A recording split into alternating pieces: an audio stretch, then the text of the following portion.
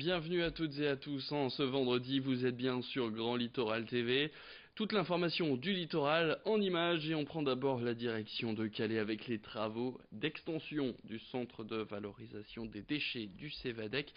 C'était donc hier la pose symbolique de la première pierre de l'unité de traitement des déchets résiduels censée entrer en fonction dès le mois de janvier prochain. Alors le Cévadec, il gère déjà 8 déchetteries, un centre de tri, une usine de biométhanisation et un quai à verre. Mais ce nouveau centre pourra traiter et valoriser près de 50 000 tonnes de déchets jusque-là non triés et ainsi donc éviter leur enfouissement. À terme, près de 90% des déchets seront ainsi valorisés, ce qui induit près de 40 millions d'investissements, mais aussi une vingtaine d'emplois créés sur place. Explication complémentaire tout de suite dans cette interview réalisée par notre journaliste Marine Kichek.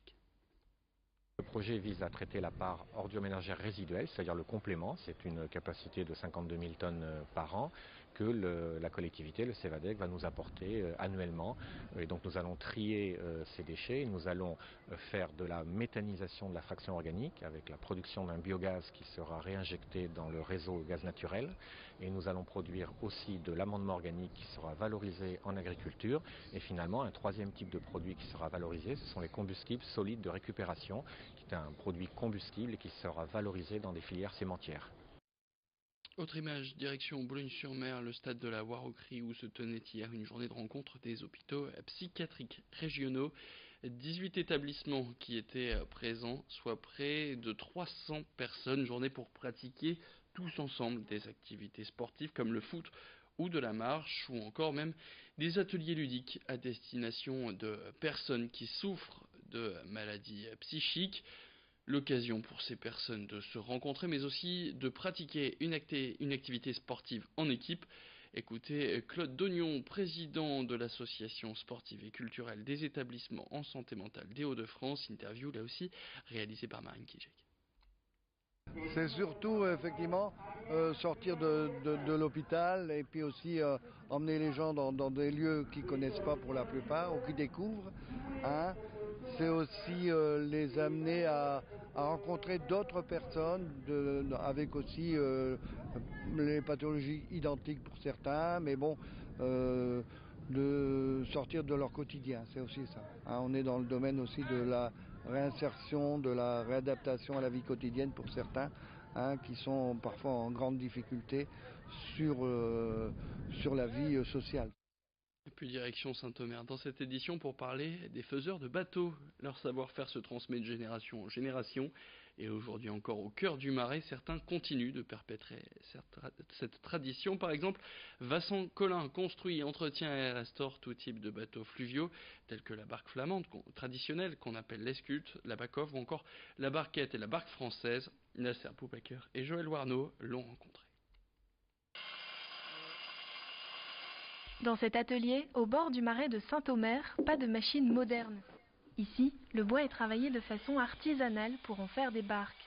Les faiseurs de bateaux sont l'une des dernières entreprises à pratiquer ce savoir-faire ancestral, comme au Moyen-Âge.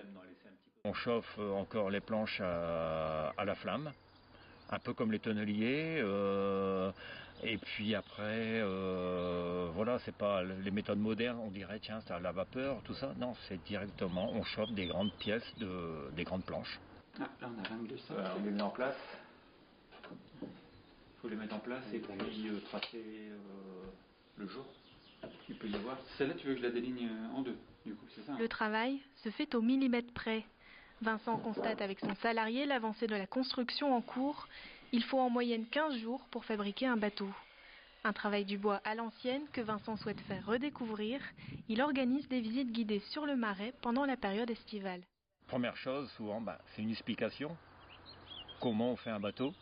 Ou quand on reçoit les écoles, c'est pareil. C'est peut-être parfois anodin. Mais comment on peut expliquer à des enfants, à part Archimède, tout simplement, pourquoi un bateau flotte et comment? Parce qu'on peut le faire en différentes manières, de différents matériaux, mais nous, c'est le bois. L'entreprise fait aussi de la restauration de bateaux. La production est minimale, 2 par an, pour des communes ou des collectionneurs. Et puis ce week-end, l'Orchestre National de Lille est à l'honneur sur Grand Littoral TV. Nous vous proposons la première d'une série de concerts du cycle Mahler. L'ONL rend hommage toute cette saison au célèbre compositeur autrichien Gustav Mahler. On démarre donc ce week-end, samedi et dimanche, avec la symphonie numéro 3, l'éveil du printemps, hymne éblouissant qui traduit l'éveil progressif de la nature avec notamment un immense adagio en fin de symphonie. Alors rendez-vous ce week-end, samedi et dimanche, c'est à 15h et à 20h pour la diffusion de ce concert sur Grand Littoral TV. Une symphonie présentée par le directeur de l'ONL, François Bou, que je vous propose tout de suite d'écouter. Mahler, c'est tout un univers dans l'ensemble de ces symphonies, et ces symphonies explorent tout l'imaginaire humain, les émotions humaines, mais aussi la nature et aussi le monde dans lequel il est. Alors la troisième particulièrement explore tous les stades de la création, aussi bien le végétal, le minéral, l'animal que l'humain. Et donc c'est tout ce grand voyage que nous propose Mahler dans sa troisième et puissante symphonie. Dans la musique, vous allez entendre passer des vols d'oiseaux, vous allez entendre que cette symphonie en fait a été écrite, comme toutes ces symphonies, l'été dans la montagne. Donc vous allez avoir tous ces échos. Vous allez avoir aussi des échos par exemple, de fanfares militaires, parce que Mahler habitait près de quartiers militaires dans l'année, et dans son enfance, il a été bercé aussi par la musique militaire. Donc vous allez entendre tous les bruits en fait de la création, mais tous les bruits également de la ville et de l'activité humaine. Ce sera donc samedi et dimanche à 15h et à 20h. À noter, autre événement, nous serons en direct ce dimanche entre 11h30 et midi et demi depuis la Guénée à Boulogne-sur-Mer. Voilà, on vous invite à nous rejoindre soit sur Grand Littoral TV ou alors directement du côté du quai Gambetta à partir de 11h30 pour cette grande Guénée organisée par les 100 cravates.